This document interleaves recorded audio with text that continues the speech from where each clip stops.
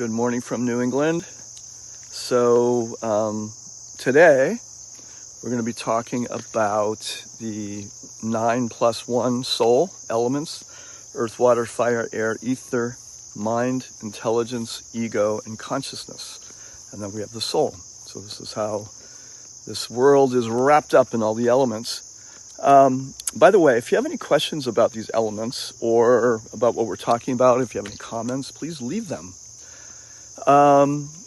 So today we're going to talk about something called ahankara. Ahankara means false ego.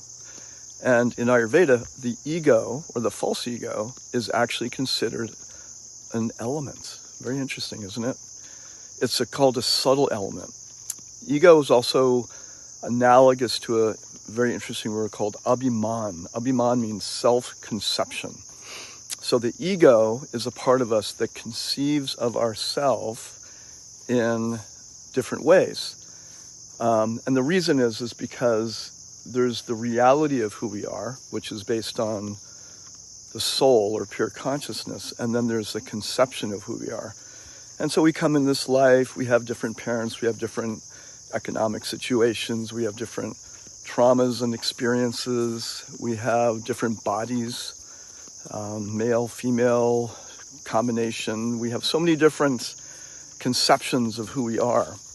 But the idea in the Ayurvedic and yoga perspective is that these are all temporary conceptions. So therefore they're not real in the sense that they're not eternal.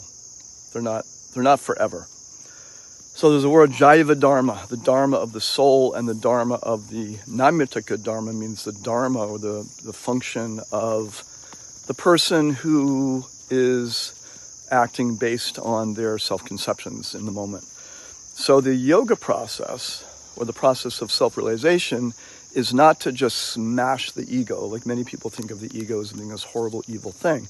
It's not. It's a natural part of being human, but it's meant that we transform over time so that we go deeper and begin to connect to our true, what is called svarup, or our true essence, our true nature.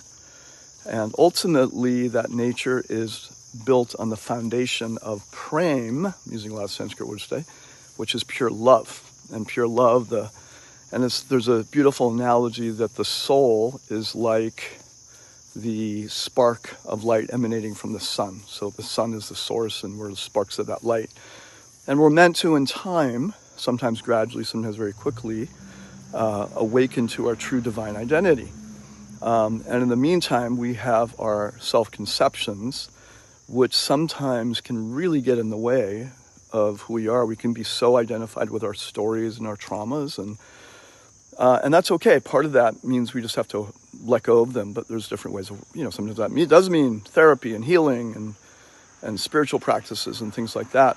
But ultimately, we're meant to go deeper and connect to our true essence. While we still have a body, we still have a mind, we still have, a particular type of body, a particular type of economic situation, whatever. So it's not wrong to have these identifications, but they're meant to soften over time, and we're meant to deepen into our true nature, our true essence.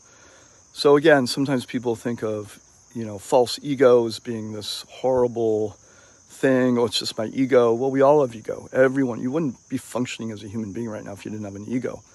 But the process is a gradual transformation from, you could say, false ego to true ego, to the true self. And this is the process of yoga, meditation. That can include healing on many, many different levels. But ultimately, it's about connecting to our true essence. And that's a whole nother process. We're going to get to that a little bit later. So false ego is not bad, but we all have it. And there are degrees of identification. Some people are 1,000% convinced that they are the body and that their physical reality is all there is. And we know that's not true. So it's a process of transforming into the true divine reality. Okay, have a great day.